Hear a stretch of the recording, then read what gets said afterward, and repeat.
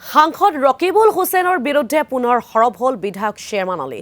ৰকিবুল হুছেইন সাংসদ হ'লে মুছলমান লোকে কান্দিব লাগিব বুলি পূৰ্বে কৰা মন্তব্য দোহাৰিলে বিধায়কগৰাকীয়ে। সাংসদগৰাকীৰ বাবে আজি মুছলমান লোক বিপদত পৰা বুলিও বিস্ফোৰক অভিযোগ শ্বেৰমান আলী।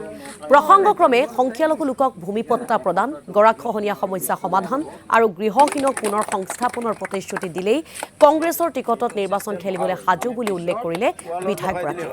বদৰুদ্দিন আজম আৰু মুখ্যমন্ত্ৰী বদৰুদ্দিন আজমল আৰু মুখ্যমন্ত্ৰী ডক্টৰ হিমন্ত বিশ্ব শৰ্মাৰ বিৰুদ্ধেও সৰব হ'ল বিধায়ক শ্বেৰমান।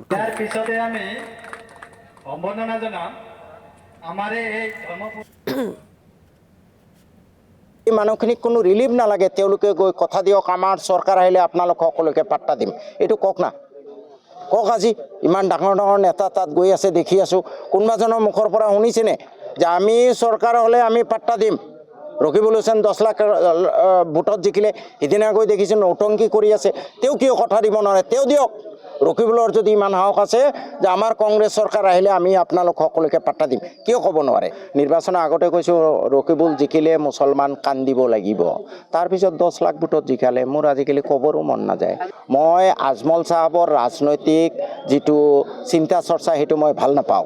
তেওঁৰ কিছুমান কৰ্মকাণ্ডই বিজেপিক সহায় কৰা যেন লাগে, কিন্তু যদি ব্যক্তিগতভাৱে যাওঁ ৰকিবুলতকৈ আজমল চাহাব 1000 গুণ ভাল আছে। এই মূলতঃ 3টা কাম, এটা হ'ল মাটিৰ পট্টা, এটা হ'ল নদীৰ গৰাখহনীয়া সামগ্ৰিকভাৱে নিয়ন্ত্ৰণ, আৰু এটা হ'ল নদীৰ গৰাখহনীয়াত গৃহহীন মানুহক সংস্থাপন দিয়ে। এই 3টা কাম কৰিবলৈ যদি সুযোগ পাওঁ, কংগ্ৰেছৰ পৰা ইলেকশ্যন খেলাৰ কাৰণে মোৰ কোনো ধৰণৰ দ্বিমত নাই।